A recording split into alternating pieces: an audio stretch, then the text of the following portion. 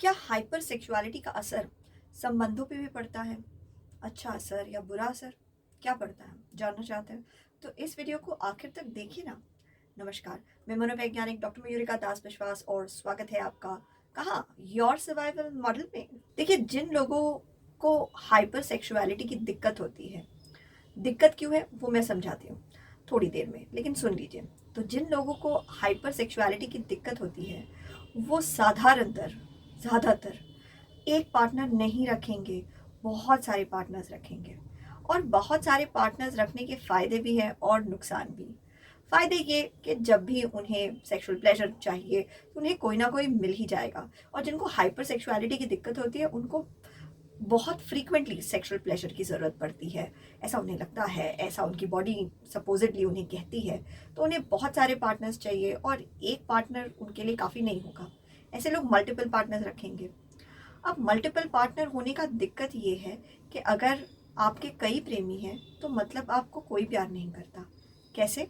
ऐसे, इस सिचुएशन को ज़रा इमेजिन कीजिए कि आप एक ट्रेन का इंतज़ार कर रहे हैं किसी प्लेटफॉर्म पे और प्लेटफॉर्म में ज़्यादा लोग नहीं हैं, आप और एक और इंसान है। अचानक से आपका सर चकराने लगता है और आप गिर जाते हैं। तो फिर क्या ये इंसान आपकी मदद करेगा? क्या लगता है कितना चांस है कि आपकी मदद करेगा? वर्सेस आप दूसरा सिचुएशन सोचिए कि आप प्लेटफॉर्म पे ट्रेन का इंतज़ार कर रहे हैं और काफ़ी सारे लोग हैं। ओके, अचानक आपका सर चकराता है, आप गिर जाते हैं। लोग आपको देख रहे हैं, काफ़ी सारे लोग एक दूसरे को देख रहे हैं कि अचानक ये इंसान गिर गया, सो गया। बहुत सारे लोग आपको देख रहे हैं। अब उनमें से कोई इंसान आगे जब बढ़ता है और अगर आगे बढ़ा तो फिर एक दो और लोग आगे बढ़ेंगे। लेकिन अगर कोई आगे नहीं बढ़ा तो शायद बहुत सारे लोग होने के बावजूद कोई आपकी मदद नहीं करेगा। ये होता है बाईस्टैंडर इफेक्ट। यानी कि अगर किसी सिचुएशन में बहुत सारे लोग जिम्मेदार लगते हैं, अगर दूसरों ने जिम्मेदारी नहीं ली है तो कोई भी जिम्मेदारी नहीं लेता है। इसीलिए यही चीज़ हम देख सकते हैं कि मल्टीपल लवर्स वाले सिचुएशन में भी हो सकता है। हो सकता है कि आपके बहुत सारे पार्टनर्स हैं, लेकिन ज़रूरत के वक्त ऐसा हो ही सकता है कि कोई भी आपकी मदद ना करे। ज़रूरत के वक्त कोई भी आपके पास खड़ा नहीं रहे, क्योंकि उस इंसान को लगता है कि वो पूरी तरीके से ज़िम्मेदार थोड़ी है आपकी सेफ्टी और आपकी सिक्योरिटी के लिए, आपके वेलबींग के लिए, आपके प्रोग्रेस के लिए। इसलिए मल्टीपल पार्टनर्स होने का ये एक बड़ा रिस्क है कि आपके साथ ज़रूरत के वक्त कोई भी शायद खड़ा नहीं रहे। सोल पार्टनर्स होंगे तो या एक पार्टनर होगा तो वो ज़्यादा जिम्मेदार बन जाएगा। जिन लोगों को मल्टीपल पार्टनर्स होते हैं उन लोगों में सेक्सुअली ट्रांसमिटेड डिजीजेस एसटीडीज होने के चांसेस बढ़ जाते हैं, यानी कि गुप्त रोग, एचआईवी, गॉनरिया, सिपिलिस। सो इन लोगों में बहुत ज़्यादा चांस है कि ये बीमार रहेंगे और ये इन बीमारियों को फैलाएंगे भी। और जब आप एक बीमारी को फैलाते हैं, अपने नियर एंड डियर वन को कोई दिक्कत दे देते हैं, तो फिर उसका आपके प्रति प्रेम जो है वो कम भी तो हो सकता है ना, और हो ही जाएगा। फिर वो आपके साथ सुरक्षित नहीं महसूस करेगा, वो आपको लेके चिढ़ता रहेगा। इसलिए बहुत ज़रूरी है कि हम जिनके साथ रहते हैं, हमारे वजह से उनको दिक्कत नहीं होनी चाहिए। हम जिनके साथ रिलेशनशिप में हैं, हम उनको स्वस्थ रखें, सुरक्षित रखने में मदद करें, रहने में मदद करें। हम उनकी ज़िंदगी की लाइफ एक्सपेक्टेंसी बढ़ाएं, ना कि उसको कम कर दें उनको बीमारियां देके। हाइपर सेक्सुअल लोगों के ऊपर फाइनेंशियल स्ट्रेन भी बढ़ जाता है, खर्चे बहुत होते हैं, बहुत सारे पार्टनर्स हैं, हर किसी को खुश रखना है, किसी को गिफ्ट्स देना है, किसी को पैसे देने हैं, किसी को कोई सामान खरीद के लेके देना है, किसी को टूर पे लेके जाना है। सो इन सारी चीज़ों में पैसों का बहुत ज़्यादा इन्वॉल्वमेंट होता है। पैसे तो खर्च होंगे ही ना। इनमें से बहुत सारे हाइपर सेक्सुअल लोग सेक्स वर्कर्स के पास जाते हैं, वहाँ पे भी पैसे खर्च होते हैं, है ना। और ये लोगों के फाइनेंशियल कंडीशन के ऊपर एक दबाव डालने लगता है। तो व्यक्ति अगर हाइपर सेक्सुअल है तो अच्छा ही होगा कि उसके पास बहुत पैसे होंगे। अगर नहीं है तो हाइपर सेक्सुअलिटी आपके लॉन्ग टर्म सेविंग्स में एक बहुत बड़ा छेद करने वाली है। जैसे कि शुरुआत में मैंने कहा, जिसके लिए सारे लोग जिम्मेदार हैं उसके लिए कोई जिम्मेदार नहीं है। इसी चीज़ को अगर हम डीपली समझेंगे, कई बार हाइपरसेक्सुअल लोगों के लिए बहुत दिक्कत भरा हो जाता है किसी के साथ भी एक इमोशनल कनेक्ट बनाना, क्योंकि फिजिकल इंटीमेसी एक बहुत ही प्राइवेट चीज़ होती है और लोग साधारणतः ये इंटीमेसी बहुत सारे लोगों के साथ शेयर नहीं करते। कुछ कुछ लोगों के साथ अगर शेयर किया जाएगा, सिलेक्टेड पार्टनर्स होंगे, तो इंसान का जो इमोशनल कनेक्ट है वो भी कुछ कुछ लोगों के साथ ही होगा और गहरा इमोशनल कनेक्ट होगा। लेकिन इंसान के अगर बहुत सारे पार्टनर्स हो गए तो फिर वो किसी के साथ भी इनमें से इमोशनल कनेक्ट नहीं बना सकेगा, क्योंकि इमोशनल कनेक्ट होती है एक ऐसी चीज़ है जिसे आप बहुत सारे लोगों के साथ नहीं बना सकते, वो सिलेक्टेड लोगों के साथ ही बन सकता है। आपका कोई एक प्रेमी होगा, दो प्रेमी होंगे, आपको प्यार करने वाले, आपके लिए जिम्मेदार लोग कुछ लोग होंगे जो आपको समझेंगे, आपकी अच्छाई चाहेंगे, आपकी अच्छाई के लिए खुद को भी नुकसान पहुंचाने को रेडी हो जाएंगे। ऐसे बहुत सारे लोग नहीं होते लोगों के जीवन में, सिलेक्टेड ही लोग होते हैं। लेकिन अगर आप मल्टीपल पार्टनर्स के साथ अपना समय बिता रहे हैं तो फिर इमोशनल कनेक्ट ऐसा हो ही सकता है कि इनमें से किसी के साथ भी नहीं। एक बहुत बड़ी दिक्कत जो हाइपर सेक्सुअलिटी फेस करने वाले लोग फेस करते हैं वो है सोशल रिजेक्शन, यानी कि दूसरों के पास से नकार दिए जाना। अगर लोगों को पता लग गया कि कोई व्यक्ति हाइपर सेक्सुअल है तो लोग उसका दोस्त नहीं बनना चाहेंगे, लोग उससे दूरी बनाना चाहेंगे, उसे अपनी फैमिली से नहीं मिलाना चाहेंगे, उसे अपने दूसरे दोस्तों से नहीं मिलाना चाहेंगे। ये एक बहुत बड़ी दिक्कत भरी चीज़ हो जाती है, इसलिए लोग अपनी हाइपर सेक्सुअलिटी को साधारणतः छुपा के रखना चाहते हैं। इस वजह से जिन लोगों को हाइपर सेक्सुअलिटी होती है उनको दोहरी ज़िंदगी जीनी पड़ती है। एक छुपा के ज़िंदगी जीनी पड़ती है हाइपर सेक्सुअलिटी की, वो इम्पल्सिवनेस जिसकी वजह से आप बाध्य हो जाते हैं अलग अलग पार्टनर्स रखने के लिए, और एक वो ज़िंदगी जिसे आप लोगों के सामने जी सकते हैं, जिसमें आपको लोगों की स्वीकृति मिलेगी, जिसमें लोग आपको पसंद करेंगे, दोस्त बनना चाहेंगे। ऐसी अगर आपको दोहरी ज़िंदगी जीनी पड़ेगी तो वो धीरे धीरे आपके लिए एक स्ट्रेस का कारण बन ही जाएगी। इंसान हमेशा एक सिंपल ज़िंदगी के लिए बने हुए हैं।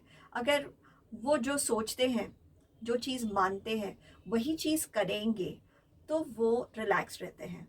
अगर उनके विचार अलग हैं और उनका कर्म अलग है, एक्शंस अलग है, तो ये अंदर ही अंदर एक द्वंद्व पैदा करता है, जिसे हम कहते हैं कॉग्निटिव डिसोनेंस।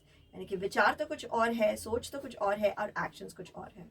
तो अंदर ही अंदर इंसान मानता है और महसूस करता है कि वो हाइपर सेक्सुअल है, और बाहर सबके सामने उसे एक बहुत ही कंट्रोल जीवन जीना पड़ रहा है। तो ये उसके लिए बहुत दिक्कत भरा हो जाता है। वो अंदर ही अंदर जैसे कि अपने अंदर एक जानवर को, जंगली जानवर को बंद किए हुए हैं। हाइपर सेक्सुअलिटी के कारण इंसान का बहुत सारा रिसोर्स हाइपर सेक्सुअलिटी को पूरा करने में चला जाता है। बहुत सारा रिसोर्स में आता है समय, एनर्जी, पैसे।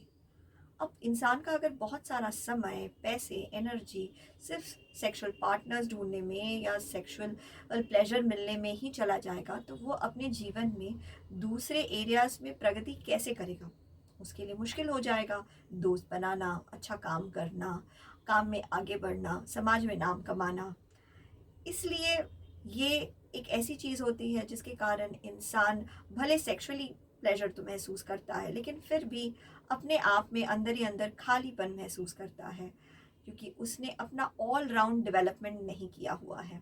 किसी भी चीज़ की अति अच्छी नहीं होती, चाहे वो भोग हो सेक्सुअलिटी, चाहे वो भक्ति हो, यानी कि हम हमेशा एक ही चीज़ को लेके भक्त बन के पड़े हुए हैं, बाकी सारी चीज़ों को हमने नकार दिया है, दूसरे किसी भी काम में हम हमारा मन नहीं लगा रहे हैं।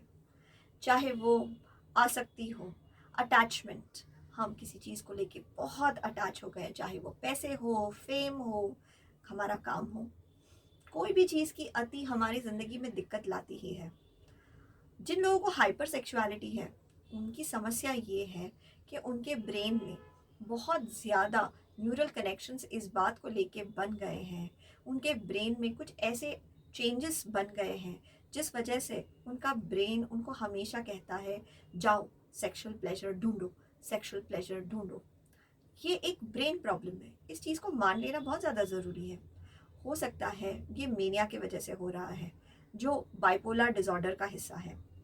अगर सही दवाइयाँ मिलेंगी तो इंसान ठीक हो सकते हैं। हो सकता है ये एक हार्मोनल प्रॉब्लम है, अगर सही दवाइयाँ मिलेंगी तो इंसान ठीक हो सकता है। हो सकता है ये इस वजह से हो रहा है क्योंकि इंसान के अंदर ही अंदर डीप कोई इश्यूज़ है, पुराने इश्यूज़, कोई पुराना ट्रॉमा जो अभी तक रिज़ॉल्व नहीं हुआ है, स्पष्ट नहीं हुआ है, उससे वो बाहर नहीं आ पाया है। इस पुराने ट्रॉमा को अगर वो सुलझा लेगा तो उसे सुख, प्लेजर ढूंढने के लिए बाहर नहीं जाना पड़ेगा। क्या दिक्कत है जिसकी वजह से वो हाइपर सेक्सुअलिटी में जा रहा है, उसका पूरा इन्वेस्टिगेशन होना बहुत ज़रूरी है। पूरे इन्वेस्टिगेशन के लिए आपको अलग अलग डॉक्टर्स के पास जाना पड़ेगा।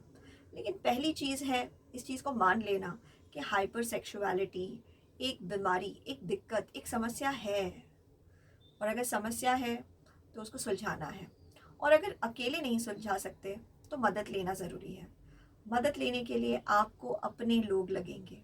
अगर आपके पास बहुत सारे पार्टनर्स होंगे तो आपके अपने लोग कम ही आपको मिलेंगे।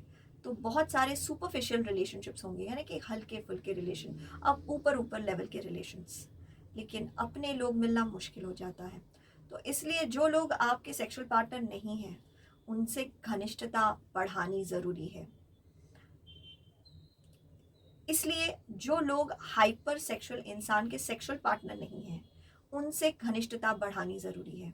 वो कोई सेम जेंडर का दोस्त हो सकता है, कोई कज़न, कोई भाई बहन, माता पिता हो सकते हैं।